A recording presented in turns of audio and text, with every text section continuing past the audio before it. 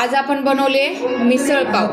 मिसळ पाव. हा, तर बघा बरं कशी टेस्ट झाली आहे सांगा बरं. मिसळ बघा कशी झाली आहे. त्याच्यामध्ये शेव टाका मिसळमध्ये, आणि कांदा कोथिंबीर टाका, आणि इकडे आपली खोबऱ्याची चटणी बनवली आहे. इथे पाव आहे, आणि टेस्ट करून सांगा झणझणीत झाली आहे का बघा.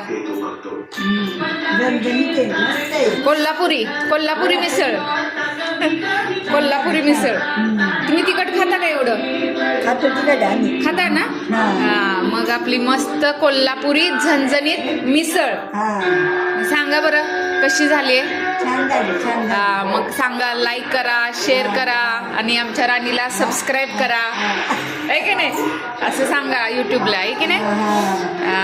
राणी किचन चॅनलला प्लीज सबस्क्राईब करा, आणि आमच्या आजीला पण लाईक करा, आहे की नाही? खावा आजी.